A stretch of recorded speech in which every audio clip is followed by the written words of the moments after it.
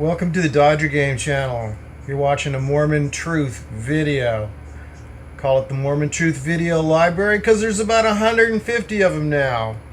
Although, just a few are redundant. Had to redo them, put some new pictures on, and make the sound quality better, speed some things up sometimes, you know. So this is supposed to be a short one here. Designed to lead you into watching one that documents much more thoroughly the subject at hand. And what is that? Well, let's get out of here from the video section and head towards what we would call the history section. And on history here in the channel, we see that I was looking at filming begins on new Book of Mormon videos. That's from Mormon Newsroom. And so what is the Mormon Newsroom telling us? Well, going over here, this is not really Rick Macy, but it's Lehi journeying in the wilderness.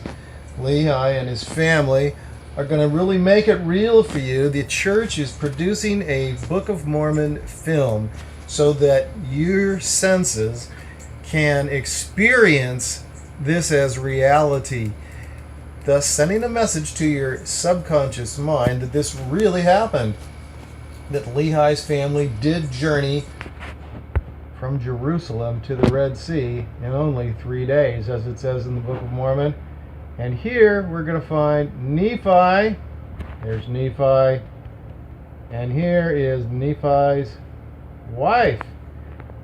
Nephi had to walk from the Red Sea back to Jerusalem so he could wind up with a honey, because he wasn't going to be able to have a family in the promised land unless he met this pretty girl.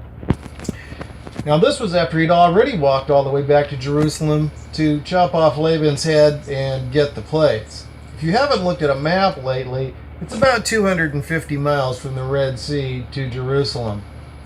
Now if you're in the borders by the Red Sea in a tributary, that can be substantially less, but I don't think it'd be much less than 150 miles if you're barely making it to the inlets.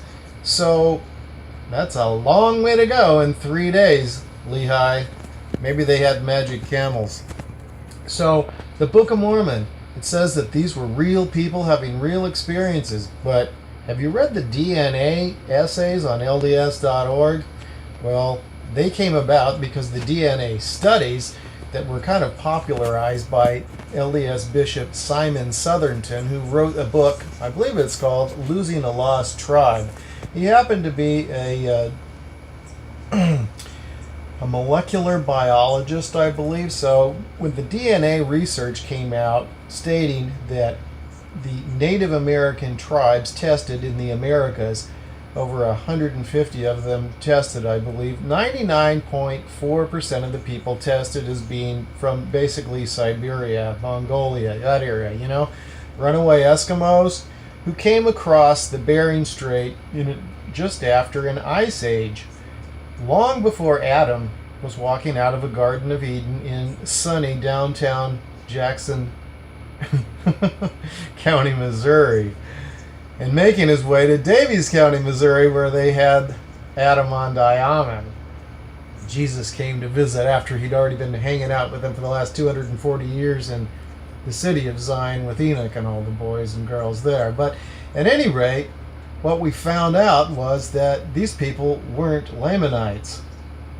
No, they were from Northeast Asia.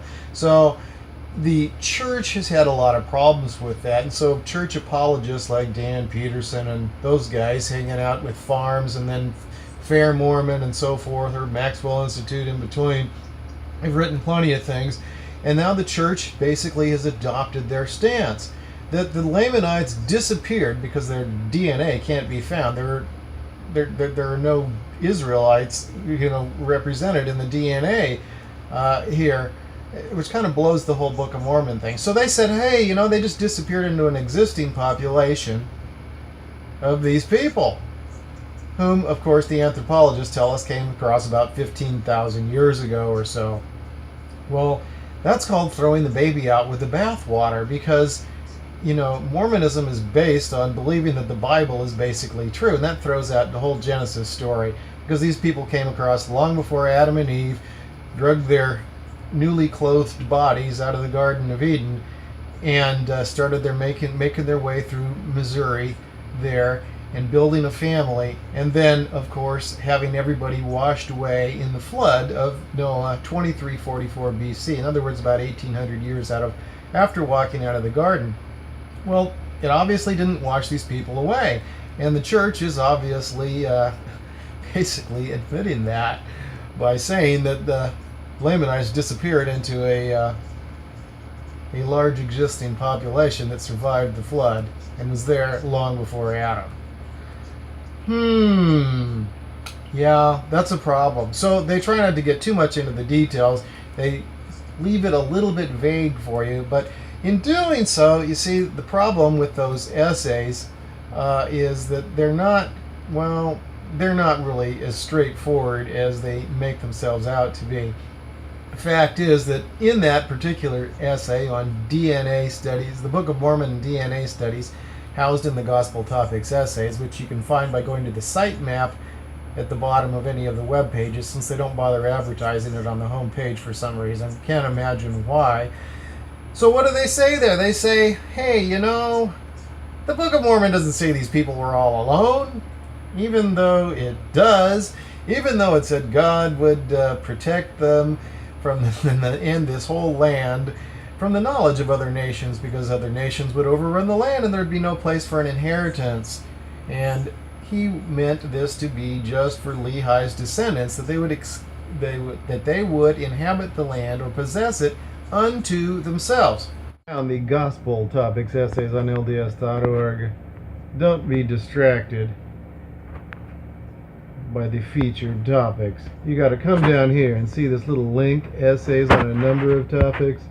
You got to click in there to get to the heart of the matter. Here's where they tell us they're straightforward and all that, which they're not. And peace and violence, in other words, what the Danites do. Plural marriage, race and priesthood, that's a goodie.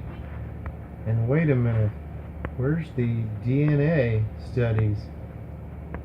Book of Mormon translation, here we go. Book of Mormon and the DNA studies. After we get past their BSing us about certain issues with the DNA, they state, the Book of Mormon itself, however, does not claim that the people it describes were either the predominant or the exclusive inhabitants of the land they occupied. Well, guess what? That's not what the scriptures seem to indicate now, is it? So here we are in 2 Nephi chapter 1. I want to take a look at some things here. So what does it say? For behold, said he, I have seen a vision in which I know that Jerusalem is destroyed, and had we remained in Jerusalem, we should have perished. And said he, notwithstanding our afflictions, we've obtained a land of promise, a land which is choice above all other lands, a land which the Lord God hath covenanted with me, should be a land for the inheritance of my seed. Yea, the Lord hath covenanted this land unto me and unto my children forever, and also unto all those who should be led out of other countries by the hand of the Lord. Wherefore I, Lehi, prophesy according to the workings of the Spirit which is in me, that there shall none come unto this land, save they shall be brought by the hand of the Lord. Wherefore the land is consecrated unto him whom he shall bring, and if it so be that they serve him according to the commandments which he hath given, it shall be a land of liberty unto them, wherefore they shall never be brought down into captivity. If so, it shall be because of iniquity, for if iniquity shall abound, cursed shall be the land for their sakes, but unto the righteous it shall be blessed forever. And behold, it is wisdom that this land should be kept as yet from the knowledge of other nations. For behold, many nations would overrun the land, that there would be no place for an inheritance. Wherefore I, Lehi, have obtained a promise, that in as much as those whom the Lord God shall bring out of the land of Jerusalem shall keep his commandments, they shall prosper upon the face of this land, and there shall be kept and they shall be kept from all other nations, that they may possess this land unto themselves. Yeah. Unto themselves. And if it so be they shall keep the commandments, they shall be blessed upon the face of the land, that there shall be none to molest them, nor to take away the land of their inheritance, and they shall dwell safely forever. Well, how about that?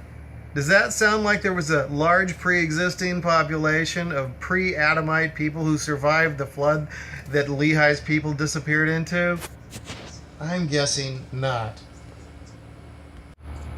So I've done these videos where I get into that and show the scriptures where it says that and that sort of a thing, which the apologists working for the church who claim to be just innocent essay writers choose to ignore. These essays are, of course, approved by the First Presidency and the Quorum of the 12, as it states in the preface to that section there. So I want you to get into the Mormon Truth video library here on the Dodger Game channel and check this stuff out for yourself.